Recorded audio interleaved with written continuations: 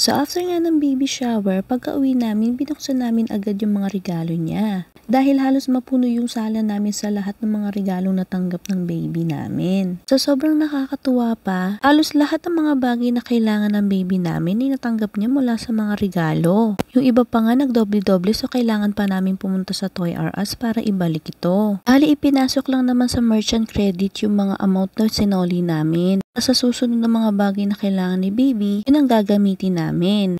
Pagkatapos, pumunta lang kami sa Walmart para tumingin-tingin ng mga bagay na kailangan pa ni baby.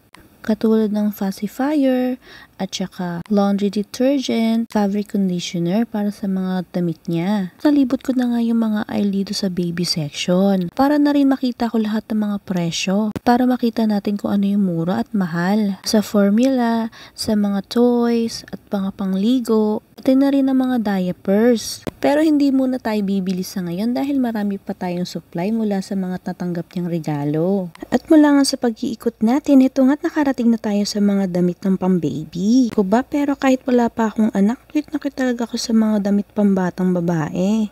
Pero since baby boy ang binigay sa amin, hanggang tingin-tingin lang muna tayo. Talagang pinagdadasal ko na sana sa next baby ay baby girl naman ang ibigay sa amin. Tignan nyo naman yung mga damit pang lalaki, napaka-plain lang nila. Kaya eto, hanggang tingin lang muna tayo sa ngayon. Dahil medyo marami rin tayo natanggap ng mga damit mula sa mga regalo natanggap niya. From infant hanggang 1 year old. At saka meron pang mga hanggang 3 years old. Kaya after ko nga magsawa sa pagtitingin ng mga gamit pang baby, heto nga dumiretso kami sa bakery section para bumili ng tinapay. Ewan ko ba pero parang nagkikrave ako ngayon sa mga tinapay. 3 klaseng tinapay lang naman yung kinuha ko. After ko nga makakuha ng mga tinapay, dumiretso naman kami sa cashier para magbayad. At gagamitin ko na nga rin itong mga gift card na natanggap ni baby mula sa baby shower niya. Mukhang ang konti lang naman ang mga pinamili namin pero mukhang aabot to sa $100.